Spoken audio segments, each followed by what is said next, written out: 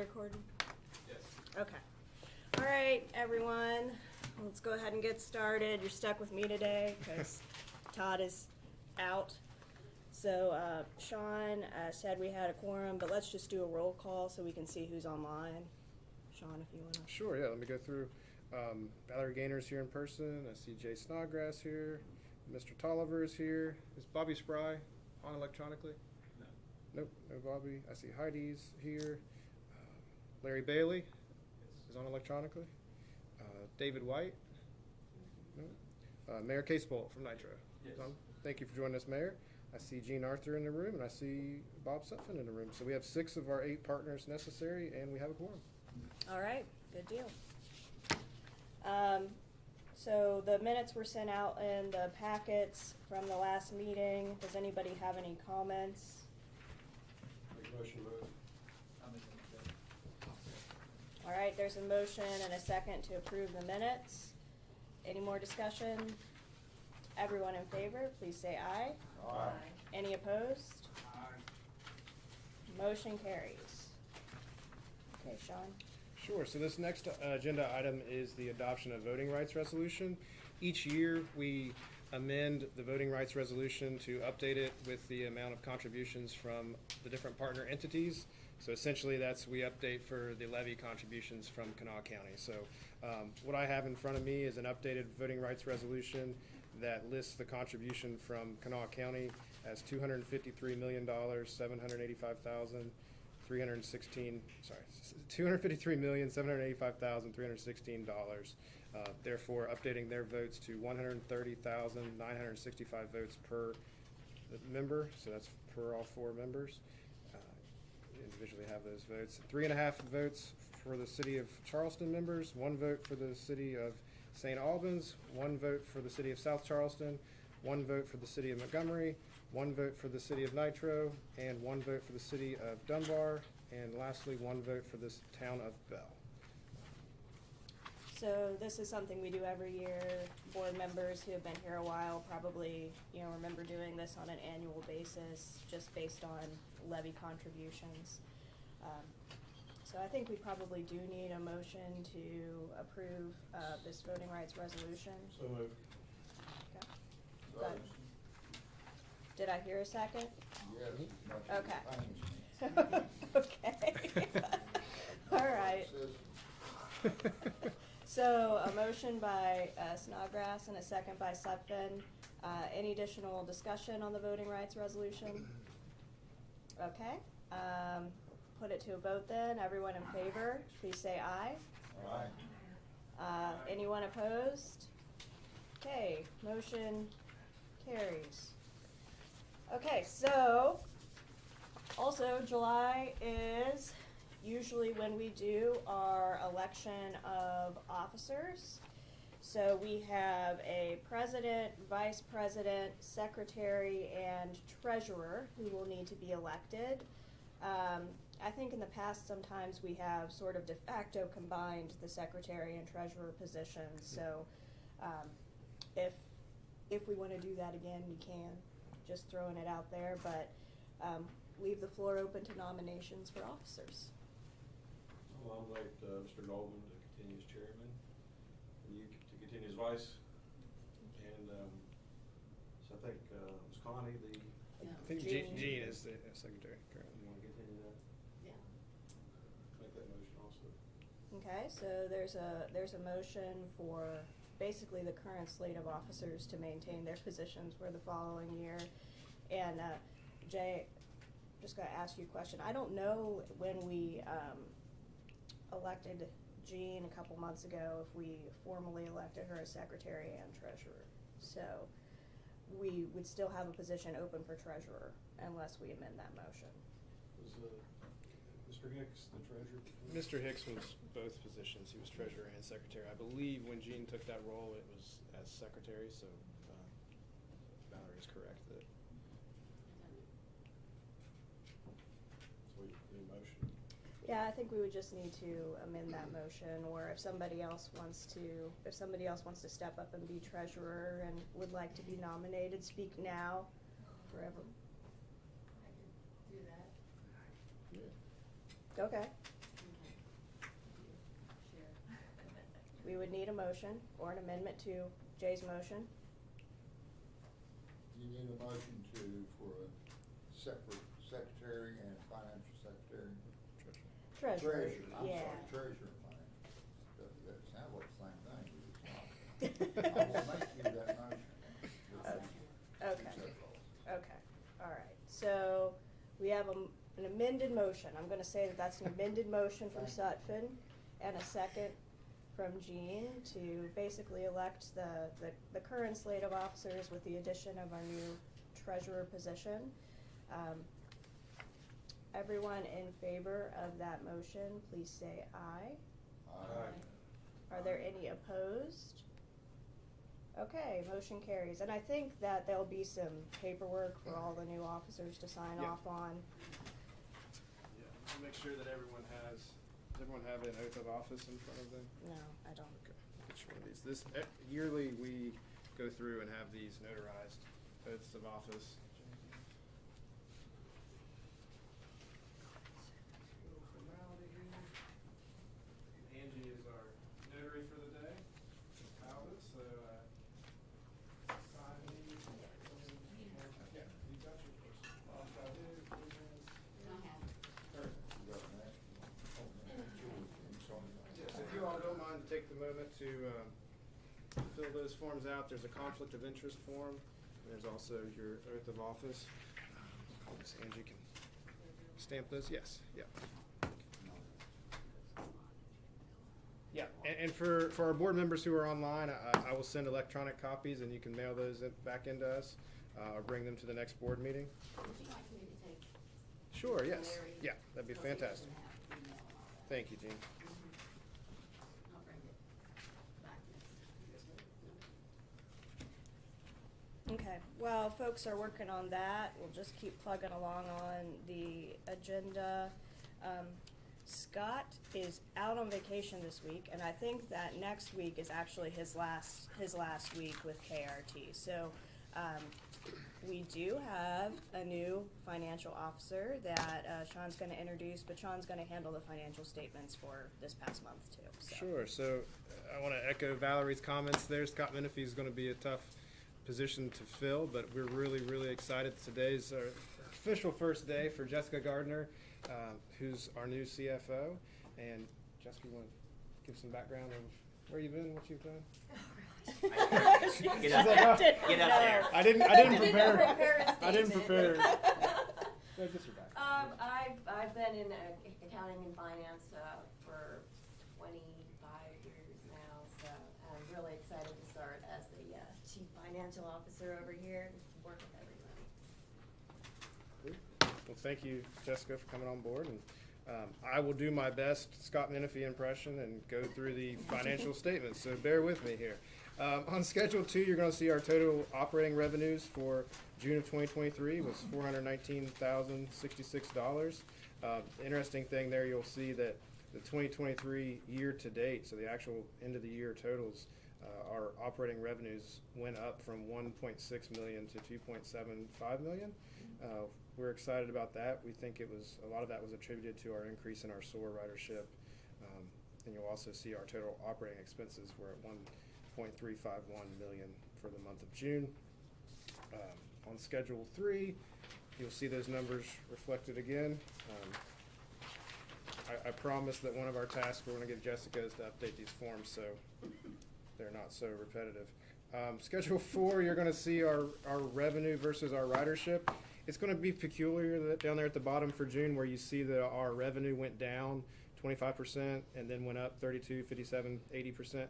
What that is a reflection of is where we started our contract with VIA to do our on-demand services and where we received 10 brand new vehicles. We were not able to install the technology in the month of May that collected all that information for our report. So what you see here in front of you is a collection of June and May numbers. So that's why our revenue went up, but our ridership didn't necessarily go up in the same manner. So those moving forward, Jacob will be correct now that VIA is installed and moving forward. So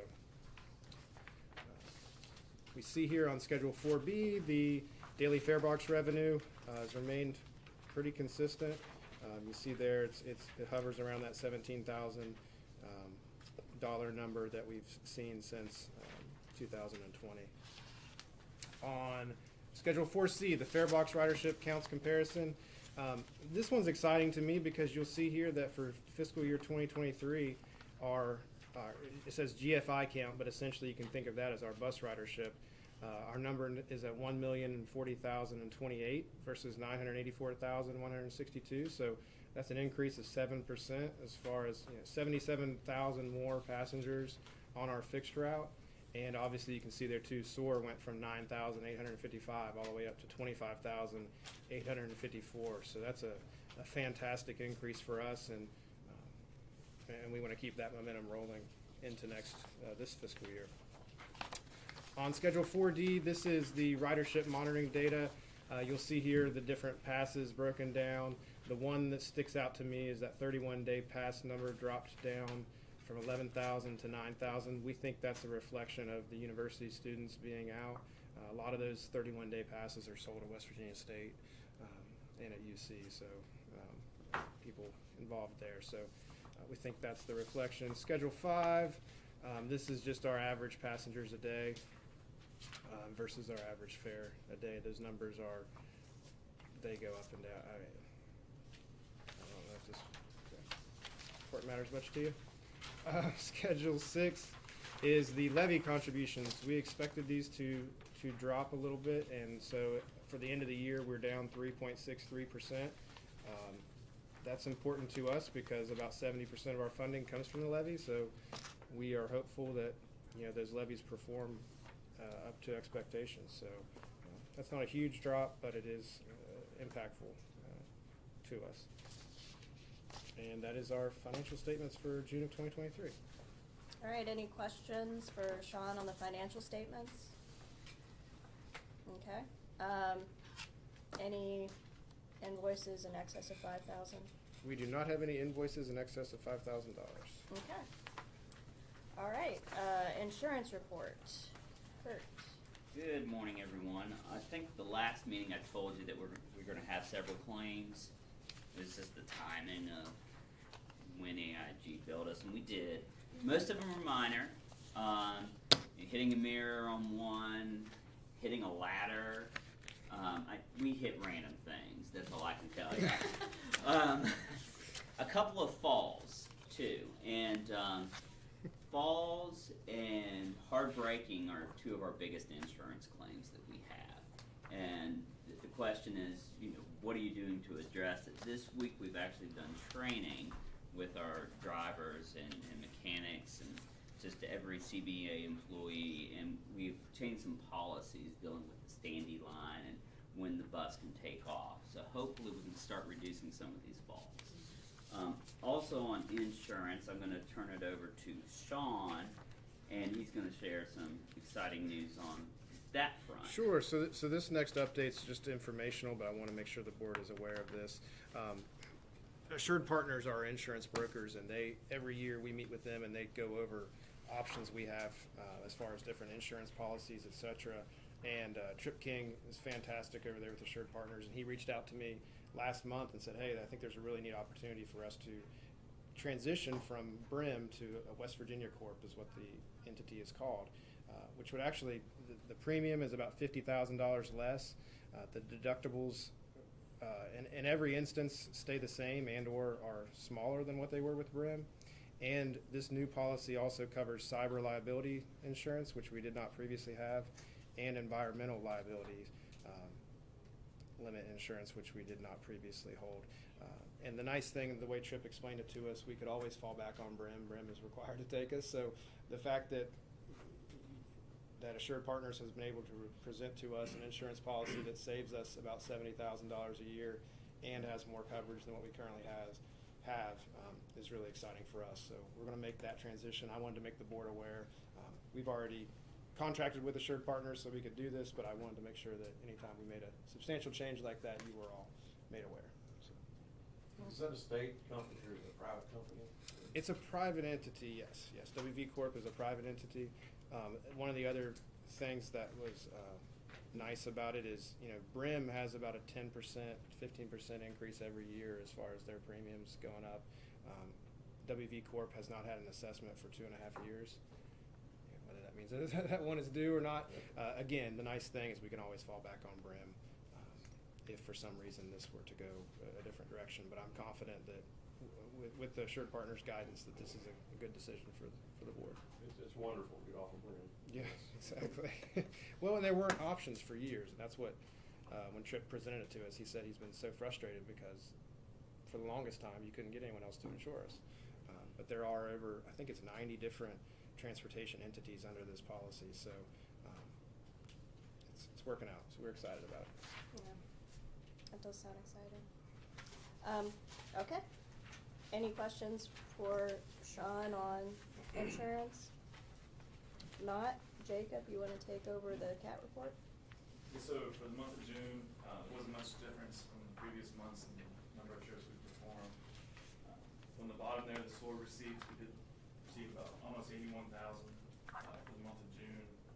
And in May, where we got the new vans and new scheduling software in place, we couldn't remember at the time. But there was 75,000 received for the month of May. So for the fiscal year, year to date, it was 828,000, which was about a $500,000 increase from the previous fiscal year. And so next year, we expect that number to continue to grow. And as we mentioned, we had a new scheduling software put into place with VIA. We started it middle of June, and it's going over pretty well. A few hiccups at the beginning. With any new technology input, you're going to have a few road bumps along the way. But we've corrected those, and the drivers seem to love it. The passengers like it. They're able to track the vehicle now on an app, cancel their trip if they decide not to go. So it should reduce our no-shows each month there, so we're excited for that implementation. This is not really a Jacob question necessarily, but what happened with the seats that we ordered for buses a long time ago? Have those ever been, have we gotten those? Have those been installed? Yeah? Did that? Chris, yeah. Okay. They've all been installed. Okay, all right, I was just wondering. Okay. Yeah, those have been installed, and the great thing about those seats, again, is that transitioning to that vinyl surface, they're much easier for our cleaners to Right. maintain the cleanliness. Okay, all right. Comprehensive operational analysis update. Yes, so we, unfortunately, our weekly update with Kimley Horn was postponed this week, so I don't have a substantial update. We're still pushing forward towards that, taking the September date for our final report from Kimley Horn. We keep moving forward as far as receiving feedback on potential scenarios of how can you expand your service while still maximizing your efficiencies as far as operating costs. And we're excited by the feedback we're receiving from them. So what we will have in a month or so is that report that takes into account all the surveys that were done with our drivers, with passengers. It's going to look at the cost of our service as it exists today and potential options of how we can modify that service in a way that will bring better service to our passengers, but again, increase some efficiencies so we can deal with the realities we have in our budget scenarios. That kind of also dovetails into Yeah. the next update, which is the facility improvement project update. Exactly. So this one's not as fun to talk about. We were waiting on that April 28th date to hear back on our grant that we submitted. We unfortunately did not receive funding this grant cycle. Now, it's been explained to me by FTA that's completely normal. A lot of times the first time you apply for something, it's tough. We're asking for a formal review to get feedback on what caused our application to not be as strong. The initial feedback we've gotten is that the scalability, where we needed all the money or none of the money, is a tough lift sometimes in these federal grants. The positive thing, there's still potential for the congressional spending requests that we've submitted through Senator Manchin's office will be released in September. Correct. Everything happens in September. And in September, we will find out there if we can receive some funding congressionally, which will be positive as far as pushing us forward. What this does for us internally is it makes us realize that the issues that existed in the maintenance facility that got us here today to talk about needing a new facility still need addressed.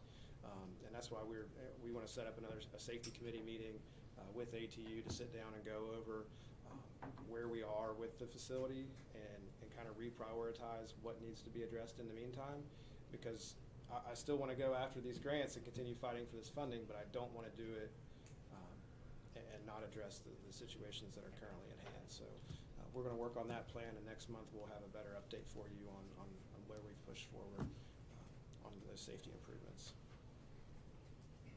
I know we're all disappointed. It's very, very disappointing. Yeah, that was but- not a good day. We were. Yeah. I mean, and then we've done a lot of work, and the sad thing is you have to do that work, and you have to get that design even to have your application in the door to FTA, and we still again think it's a strong application. It's just it's a process. Yeah, and I talked to Sean. I know he's talked to Wendell since we got this news, and I think they were a little bit surprised too, because they thought it was a pretty strong grant. But like you said, we'll just keep trying. How deep are we into this financially? So the nice thing about this was the 30% design that we did does qualify for federal funding, so that's an 80-20 split. So essentially, it was 1 point. Got about 1.7 from the state, so we've spent 1.1. Yep. So you take, so 80-20 that. I don't have the exact numbers. Yeah, a little over $200,000. A little over $200,000 Yeah. into it. Yeah, that's the. Okay. Well. It is what it is, you just keep plugging, Yeah, you'll get it. that's right. Yeah, I mean, that's that's right. the- I like I like it. that attitude, Bob. I like it. I like that And we attitude. made that up in interest on our money too, so. Yeah. Yeah. Let's made that up easy. All right. Well, new business. I think we may need banking resolutions since we've got a new person as an officer. Yeah, as a new treasurer. Yeah. So Yeah. so we'll go through that, and I can hold Heidi over after Okay. after the meeting to sign some of those, because some of our banking resolutions we're going to hold off until Todd is here Yeah. to sign, because he's one of the master signatures on those different resolutions. Okay. All right. So I think we do have some folks here with us for the next bullet point, this non-essential medical transport contract. Sean, you want to introduce our guest? Sure. So I'll give a quick oversight here, and then I'll hand it off to Logan, who I'm thankful came here today. Last month, we discussed this topic, which is the non-essential medical transport, and the state has partnered with MotiveCare to provide these services to individuals who qualify, and Logan will do a much better job than I am of summarizing what they do. But essentially, it's Medicaid, Medicare transport for individuals. Kanawha County historically has been served by Tri-River Transit, DeQuest, several different private entities. KRT has not taken part of that, and essentially, MotiveCare needs help providing more transportation for the passengers, and it's also, this creates a new revenue stream for KRT where we can start moving more people being reimbursed through MotiveCare in the state to do this as a win-win scenario for MotiveCare and for KRT. Last month's meeting, we indicated that we had a contract that we were going back and forth with. Grace provided some great feedback for us on that. We went back and forth with MotiveCare, and they were very amenable, and we've gotten in front of us something we're happy with as far as moving forward. There's no real financial cost to KRT. It's really they're feeding us new passengers, and we're helping them complete their mission. But Logan Neely is here with MotiveCare. I appreciate him taking the time to be here. And Logan, if you want to explain the process more or where we are. Sure. Yeah, thank you guys for having me. So I've been with MotiveCare about 3 years now. Logisticare originally came in, got the contract. We've since then changed company names to MotiveCare. So we've had the contract with BMS through the DHHR for about 5 years now. So like Sean said, essentially our goal is to get people moved from point A to point B.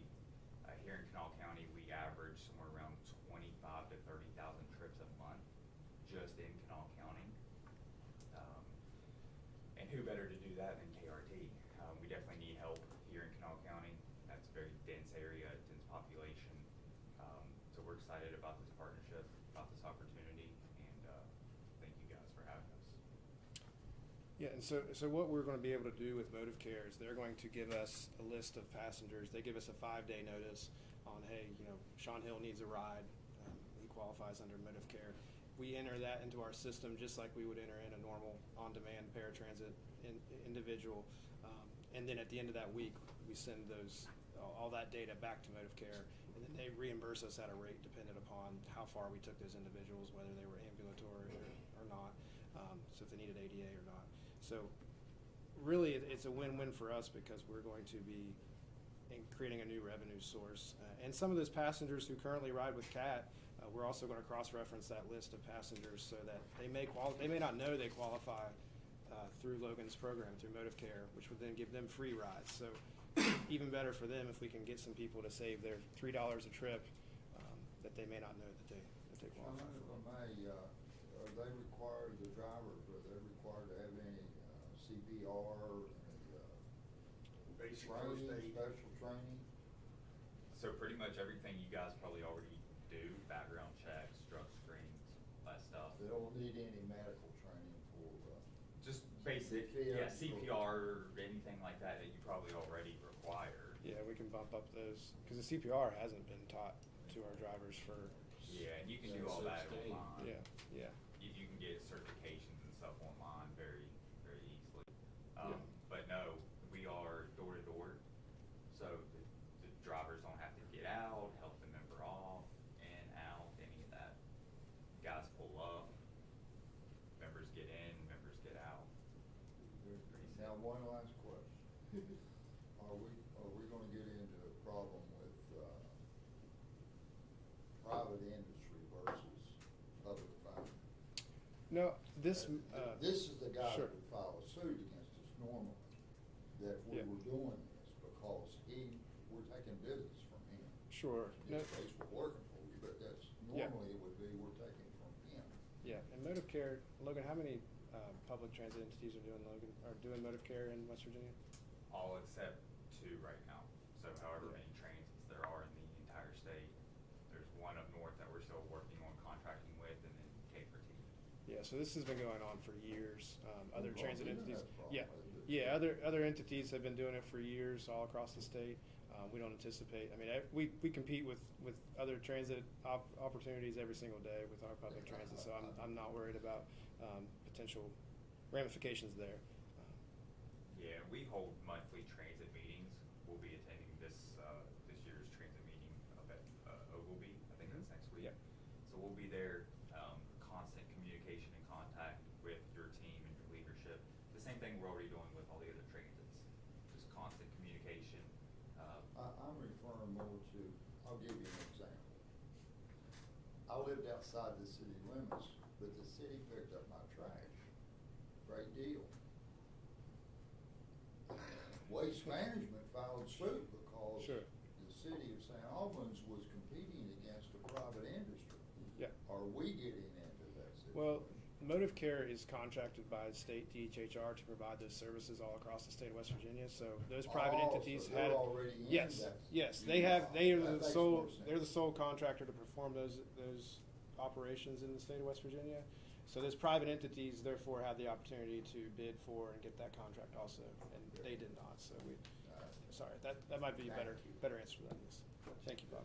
So yeah, so our the authority's recommendation to the board is that you approve us going into contract with Motive Care to start providing these NEMT transportation I'll make that services. motion. Real quick. I'll Okay, second it. okay, so we've got a motion and a second to approve, this NEMT contract. Any additional discussion? Unless we put on like, our website for people to apply, that maybe That don't know about KRT it. website, link Yeah. or something that says they'll go out to. Yeah, we can do that, and we're also going to send out notifications to all of our existing, what we've called CAT in the past, all those paratransit passengers, letting them know, again, because we think there's some passengers who probably qualify for Motive Care's program to have free transport. So yes, we want to make sure as many people as possible know about it. Okay. All right, so we've got a motion and a second. I'll go ahead and call the vote. Everyone in favor, please say aye. Aye. Anyone opposed? Okay, motion carries. And thank you, Logan, for giving us that update and walking us through. Appreciate that. Okay. All right, I think we've got some exciting news we've been talking about for a while that Sean's going to walk us through KRT's app. Yeah, so for a long time now, we've talked about different options when it came to, we talked about VIA, which was our on-demand software provider. Jacob mentioned that for the last couple of weeks, we've been doing our paratransit scheduling through VIA. So that is the company that is helping us with the framework behind the scenes. But what I want to show you today, this is really exciting because this is the application as you would see it as a passenger. So go back here. So we now have a KRT Plus app, and what I'm going to show you right now, this is the KRT Micro. We've broken into 3 different services. So right now you'll notice that under the KRT Micro Transit option of the KRT Plus app, you can pick up a ride at the airport, right? This is our airport shuttle. So when someone lands at the airport and needs a ride to a downtown hotel, they click, hey, I'm here, then where on the map do they want to go? They come down here to downtown hotels.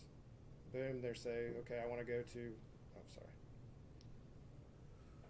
Washington Street to the airport. And it's essentially the wrong one. I'll get there in a second. Bear with me, folks. They go up to the airport and then they can just click on, it's not going to work the moment that I look for it. They click on ask for a ride. It's literally just exactly the same as it would be with an Uber. You go to details, finding you the perfect ride. It's that easy. Again, this isn't active for me, so it's going to give me an error here. So that's the KRT, the microtransit, as far as what it looks like to individuals. This is the service that we eventually envision expanding from just the service to the airport to actually serving other parts of the community. But the really exciting thing that we're doing right now, when I click on KRT Paratransit, this is for all of our, what we would have called CAT passengers in the past, who had to call in to CAT dispatch. They had to call in a day in advance. They had to schedule this. They got very little feedback. They just hoped that the driver showed up the day of their meeting or of their appointment. What you see here, this little octopus thing, that is our fixed route service, and then a 3/4 mile buffer outside of that, which is what qualifies for our paratransit service. The neat thing for this now is passengers anywhere inside of this service who use our paratransit service can ask for a ride here. Where they're going to Yeager Airport. It's going to give them the opportunity to ask for this ride, and then the really neat thing it's going to do is it's going to give them updates. It's going to tell them, hey, Sean is on his way to pick you up, just like an Uber is going to do. It's going to show them the car coming. It's going to tell them all the details. It's going to allow them to cancel a trip inside of this app, which is huge for us because there's plenty of times that our drivers show up to pick someone up and they forgot to call in to cancel it or whatever. It's creating a whole new world as far as feedback for our paratransit passengers. And as we learn how this works and as we adapt and schedule the system more appropriately, we're going to be able to lower those times as far as what it takes. Instead of a day's notice, we may be able to move up to that on-demand 15-minute. Can you imagine how someone's world changes if they historically had to give you a day or two's notice just to go to the store or go get groceries, if they can now do it the same day? I mean, we take that for granted that we can just get in our car and go pick someone up or go to a store, but this is going to be a game changer for that. And then when we click on KRT SOAR, that's the third as far as passenger setting here, and that's where you see the SOAR program is not limited to any geographical boundary other than the county. So that's where it opens up the entire county. So again, the neat thing is that behind the scenes we are testing this. It's working. Our drivers have provided great feedback to us on how they're able to interact. They're now able to, when they get to a location, they can call the passenger straight from the cell phone they're using. The passengers are able to call them if they have concerns or questions. It's just going to increase dramatically the feedback we have between our passengers and our employees and make it easier for them overall. So it's nice to talk about things, and we've been doing that a lot for the last year of new programs, but this is really cool to me that we actually have something that's real, that's going to be so user-friendly. Anyone who's used a rideshare app is going to know how to use this program. It's essentially the same exact thing, but the nice thing is obviously this is KRT branded. You can see your scheduled rides. You can see if a paratransit passenger had rides set up, they would all be in here. It's just tremendous compared to what we've historically been able to offer. So thank you all again for allowing us to have this program. This is a reflection of you all embracing technology, and it's now going straight to our passengers and making their lives easier. So Yeah, I think it's great. I like to see, it's nice to see the practical results of what we talk about and the ideas that Sean and his team bring to Jacob us. and his team, Yeah, Jacob Fantastic. and all of you all. So, I just think this is really exciting. Obviously, we've talked about modernizing KRT a lot. So this is one of those key steps. And one more little quick thing, sorry I didn't have Yeah. this on the agenda, but at the same time as the KRT Plus app, there's also an app called Transit, which we've talked about. And Transit app is a kind of a universal across really the world app that collects data as far as different modes of transportation. So what you see here in the Transit app right now, these are the different routes that are coming by where we're currently located, so the garage. So in 12 minutes, you're gonna have the transit, you could get on 13. In 21 minutes, you could go on Route 1. So the neat thing here is if I say, hey, I wanna go to Capital Market, it's gonna give me the best options that are currently available. It's gonna, okay, this says, if I leave now, where's that Ridley Walk? Yeah, it's having me get on Route 1, follow it down, and then I get off and walk to the Capital Market. And the neat thing is when you hit go, it's literally just like, a Google or Apple Maps that you're used to. Sorry. There we go. And so it'll tell me as I'm riding along on the bus, it's gonna tell me exactly where I'm at. And the neat thing about this too, currently this is our existing schedules as they are in our system and that we update to Google. But the neat thing is once we transition to that Equans, that other service that that we are currently implementing for our fixed route service, it's going to allow us to show real live data, which I was going into Columbus here to show you as an example. So you see here in Columbus, you see that pulsing 2 minutes there. If I click on that route, what you're going to see is the actual, I don't know if a pirate abducted that bus. There's a pirate flag. I don't know what that means. Hopefully none of our buses ever have pirates on them. That's the, What does that mean? Royale feature. That's the what? Royale feature where the passengers can Oh, have it's there. Okay. Okay, so another cool, I didn't know that, Jacob. What that is it's a neat thing. So our buses historically have been tracked by a GPS system on the buses themselves, right? And that's usually fairly accurate. What this transit app does also, so if Valerie and I are both on this bus and we're riding it and we have the app downloaded, it also pings our phones, which just gives it another point as far as making sure that the where the bus is actually where the bus is. And so what that pirate flag is, an individual's, every individual that has this Royale thing up on has a fox. And that's a neat thing too, is it rewards riders for riding with KRT. So you'll see here this KRT upgraded you to Transit Royale.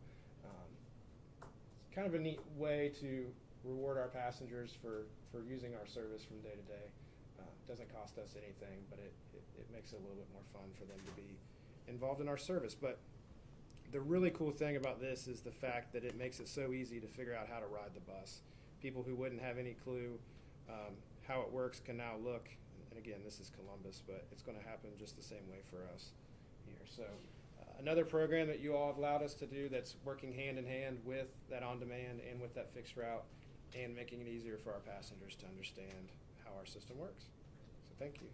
I want to meet Pirate Guy. Yeah, I thought they were like a hijackers. I got one question there. I don't know if we didn't answer or not, but does it send out a reminder, like Yeah. you had brought up, Yeah. were gonna have an appointment, maybe someone's gonna cancel it. Yeah, so both of these apps, the neat thing is they both give you reminders. The VIA gives a reminder that, hey, the vehicle's on its way to you. It gives you a chance, like you said, to cancel that.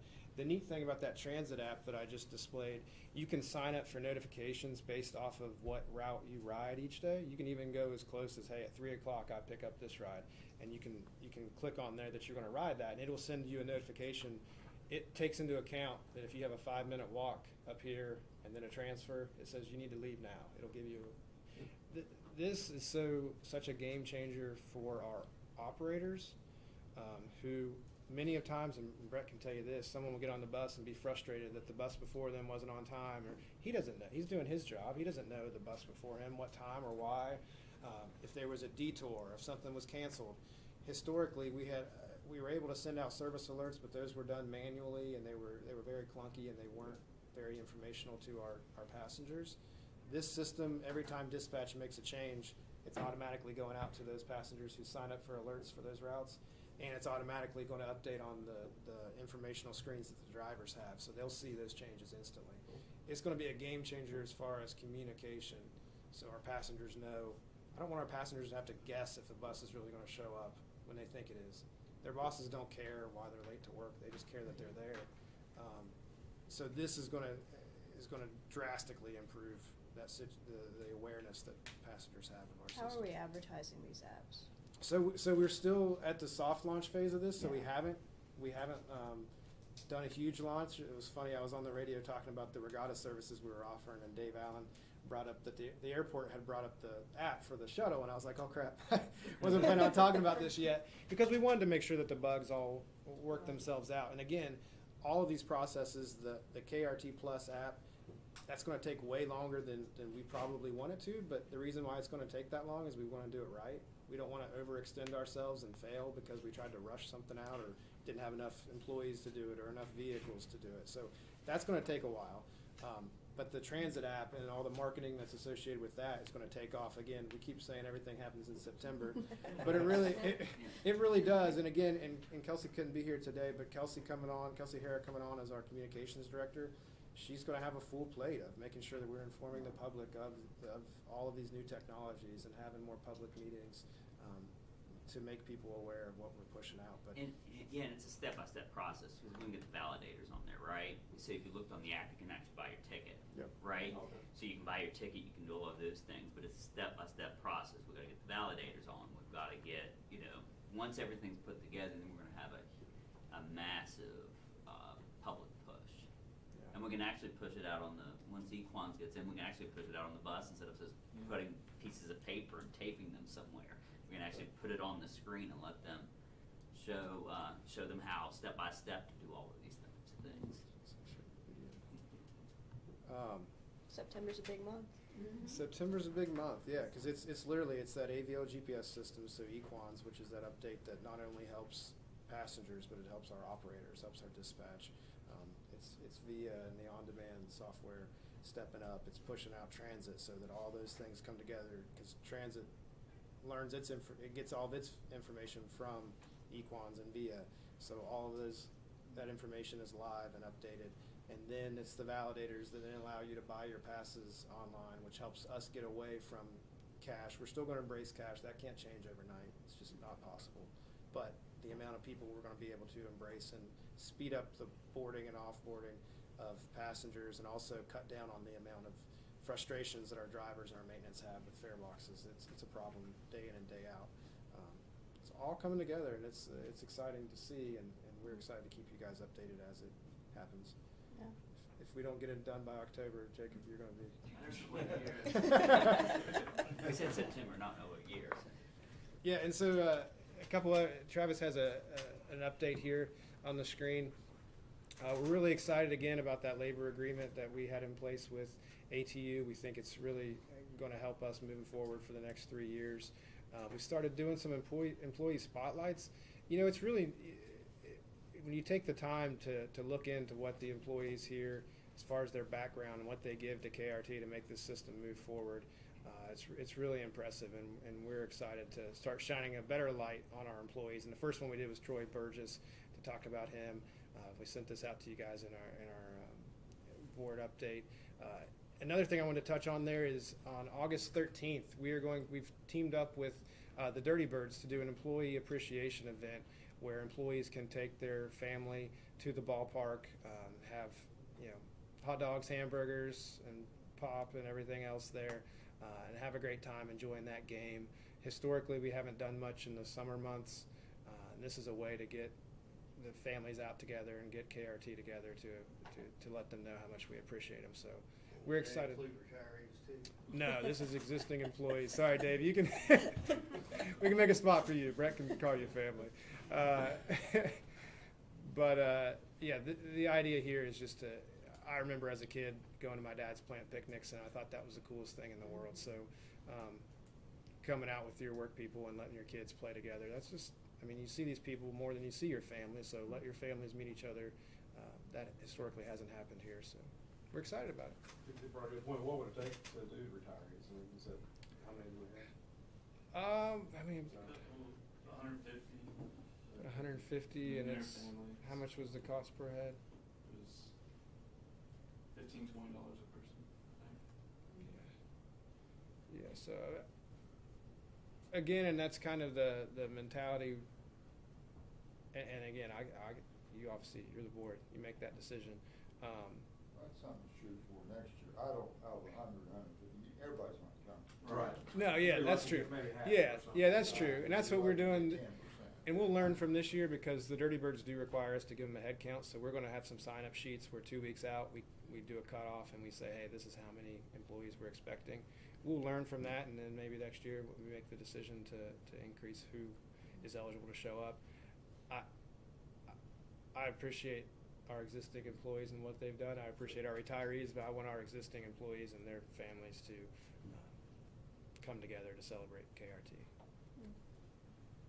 Good question, though. That's it. Before you Yeah. adjourn, the mayor of St. Albans, Scott James, wanted to make sure that I thanked KRT for Jack Fest and Yep. Tour de Call, the bus support. It was a big event, had, well, 2,000 kayakers. If you guys like water, come on down, Yep. we'll throw you in. It is a good, Yeah. good fun Yep. thing. Yeah. All right. Well, do we have any comments from anyone on online, Travis? No. Okay. All right, everyone. Well, I think.